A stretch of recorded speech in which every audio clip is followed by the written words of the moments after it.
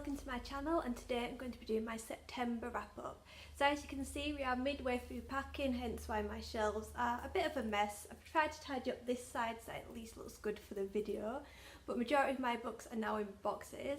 Also, I'm not sure when this video will be uploaded. It's hopefully going to go up on Monday the 2nd, but I'm not 100% sure when we're going to get our internet in our house. So let's just take it by here and let's get on with the wrap up. So the first book I read in September was The Final Girls by Riley Saghir. I think that's how you pronounce it. I never know how to. I read and reviewed the second novel by this author, Last Time I Lied. I will link it below, but this is the debut novel. This follows Quincy, who was the only survivor of a massacre where all her friends were killed. She's what is called the final girl, along with two other girls who died in similar circumstances, and the newspapers decided to call them all final girls. But when one of the final girls dies and the other one shows up on Quincy's doorstep, Quincy starts questioning everything that happened in her past and who this final girl actually is. I did really enjoy it, but it didn't really suck me in as much as Last Time I Lied. Last Time I Lied had me really hooked, whereas this one, it was a bit meh compared to it. And also the ending, I did not expect it, but at the same time I didn't like it at all. And I just think it could have been maybe thought through a bit more, explained a bit more, because it is something that you really don't expect, but at the same time you also don't want it to be that. So yeah, I'm a bit on edge about the ending, but it was a good book overall, and I am glad I read Last Time I Lied first, because Last Time I Lied is so much better than Final Girls, unfortunately. Then I read Caught in Time by Julian McLuhan, and this is the third book in the Kendall Blake series, which I love. If you don't know, because I've gone on about this series for ages, Kendall is an FBI agent who gets sent back in time by accident, and now she's struggling through life in, I think it's Regency England, I'm not 100% sure. To say that I did history, I am awful at all the eras. But it is really good. I always like seeing Kendall trying to struggle with being a woman in this time, because she's used to being so independent and now she needs to have chaperones and people don't really believe her. But she ends up solving murders back in time, which is great. This one follows the Luddites when a mill owner is murdered, but Kendall's like, the Luddites didn't do it. So it goes on about that. This one, there's a lot more of the sexism because it's out in the country and people are like, oh, the country folk are a bit more sexist than the town folk, which is a bit stereotypical. I mean, it still is, to be honest. At first I found it really slow, but then it does get going, and there's such a big twist at the end that I just did not see coming, and it goes all the way back to the first book as well, which is great. And the fact that this might change the whole series, because I really hope there is a fourth book. I just loved it, and it was a twist that I really did not see coming. And as a series, this is just amazing, and like I said, I really hope there is a fourth book. Then I finally read The Complete Mouse by Art Spiegelman. This has been recommended to me so many times when I said I wanted to read more graphic novels, and people were like, you will love it, you will love it. But I was a bit nervous going into it just because of the art style, which I will show you now. I was a bit nervous of it due to this, but when you're reading it, it really fits, and it's so good and emotional. If you don't know what this is about, this follows Art, the author, interviewing his father about his experiences in the Second World War and in the concentration camp he went to. And it is really emotional. You see his father struggling with the loss of his wife, Art's mother. You see him with his new wife and how the war has changed him, but also some of the horrific things that happened in the concentration camps, and especially the art that goes along with it just makes it 100 times worse, and really horrific as well. It's not like horrific drawings, but sometimes the way he draws stuff is not very nice, but it fits in, and it just kind of hits you that this is a real story being told, and it just makes what happened 100 times worse than if you're reading it as fiction. And it is really good. I understand why it's won all these awards, I understand why so many people recommended it to me, and I'm going to go ahead and recommend this to everyone, just because I think it's one book that needs to be written, just so that you can really see what happened back in the war, especially to Jews, because it's just awful. But yeah, this is a must read, and I'm so glad that I finally picked it up and given it a read. While I was reading all these books, I was also listening to the audiobook of The Beekeeper's Promise by Fiona Valpy, and I really liked this. There seems to be a theme of historic fiction this month, which was accidental, but there were certain books I wanted to get through before we did the big move. This one is one that was in my bookfulness box. I think it might have been the second one I got. I wasn't too sure about it, especially when I saw on the Goodreads reviews that it's a character-driven book, and sometimes I don't get along with those, which is why I went through with the audiobooks. I thought that might help, but I really liked it. It's such a good book. It follows a girl in the modern day, Abby, who is trying to get her life back after her husband has died in a car crash, which was partly her fault. She ends up getting a job at this chateau in France, and she learns about the people who used to live there. Then we get flashbacks to Elia, who lived in France, worked in the chateau during the German occupation, and it basically shows her as she joins the French resistance and all the way through to when the Germans leave the country. And I just really liked it. It really shows how what happened in Elia's past helps Abby cope with her future, and I just really liked how the two stories mirrored each other.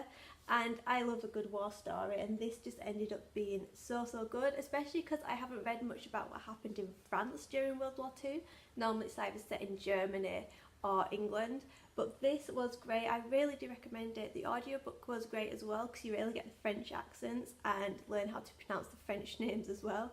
But yeah, really enjoyed this, and I'm so happy it came in this book box. I might have to go resubscribe to it, because the books that I read from it are actually really good. To say that when you look at them it doesn't look like my kind of historic fiction, but they were really good, and I can't wait to read the next one I got in my book box, which is The Immortalist. I think that might be a read for next month.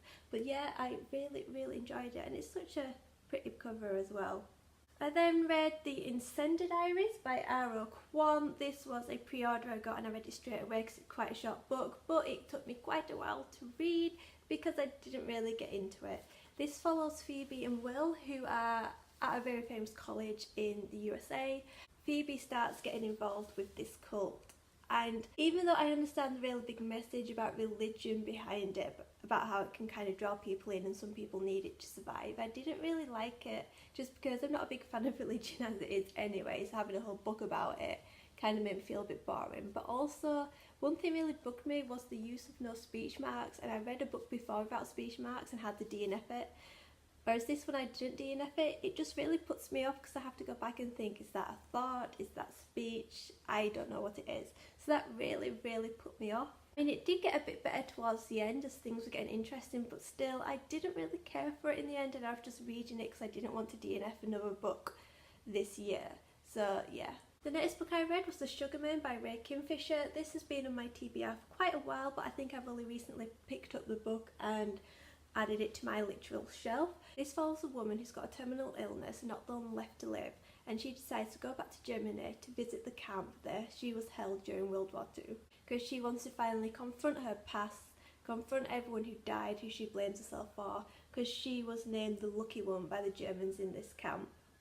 But then you also see her, as you're reliving this woman in Germany visiting her past, there's also flashbacks to her actually in the camp. And again, like all the other books I've read about camps, it is so emotional.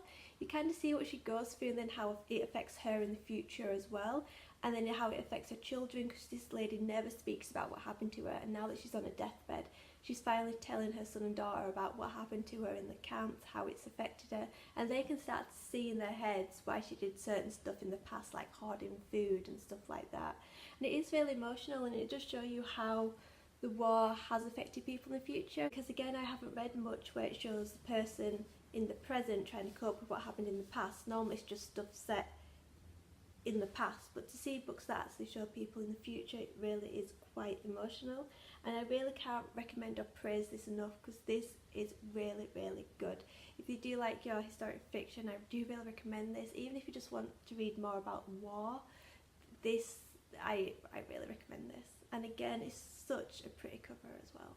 Then I've just managed to finish The Other Bilingual by Philippa Gregory, and this time I decided to go the audiobook, because normally I read these books, but I think recently Audible have released some new audiobooks to go along with these editions of the book, so I thought I might as well go through with the audiobook, and I did really like it. This is the most popular book in the Plantagenet and Tudor series. It's the one with the film, the TV series. I think it's the one that everybody has read. Even if you don't read the whole series, you read this book. And I do understand why. It follows Mary Boleyn and George Boleyn and Anne Boleyn, all from Mary's point of view, because Mary is one of King Henry's mistresses. She gives birth to a son and daughter by him, but then when she's in confinement, Anne suddenly becomes a favourite, and then as we all know, she becomes queen. Even though this is based on fact, a lot of it is fiction, like her whole series, because obviously we can't be there, we don't know exactly what happened. But from the way she puts it, it is really interesting how the whole family's decided, right, Mary can go ahead first, but Anne needs to keep the king's attention so he doesn't wander off the Boleyns. And then when Anne is trying to court him, the amount of pressure she puts on herself, because she has to be perfect, she has to hold him so he doesn't wander off. And then when she is queen, she kind of changes a bit. It's all about her, even her brother and sister, you know, it's all about her. They need to treat her as a queen more than a sister, and it is really, really interesting. I do think this is probably one of my favourites of the series. The White Queen is still up there, probably tying first and second. So yeah, I do really recommend this, and I do recommend the audiobook as well. I would listen to the Boleyn Inheritance, the next book, but I am listening to the audiobook of it, which will take a while to get through, but I think I may go the audiobook route again in the future. Only problem is that the audiobook, it did have a few issues, like it would repeat itself like a line, and I'm thinking this probably hasn't been edited right. So maybe Audible just needs to go back and check those audiobooks. But overall, I did really like it, and I do understand why people love this book so much. And I think I may just have to check out the film, because I have checked the cast, and it's got quite a big cast. What with Anne Boleyn being played by Natalie Portman, and Mary Boleyn is Scarlett Johansson, there's Benedict Cumberbatch, there's Eddie Redmayne. Looks like a really, really good cast, so I may have to check out the film. So that's it for my September wrap up. I'm really proud of what I got. I got through quite a lot more books than I originally thought. As for October, it's going to be a busy month, because on Monday, so the day this video is hopefully going up, I start my new job, and then I've got all the other stuff with the house, like getting stuff sorted. I'm going to have to get some bookcases for my room, and everything is just going to all be a bit of a mess, hence why I'm filming this today before we move, and I'm also going to be filming Friday's video as well. So if you see me wearing the same clothes, that's why, and it's because everything else is packed, so this is the only outfit I've got. But anyway, I will see you with a new video. Hopefully it will be Friday. Bye!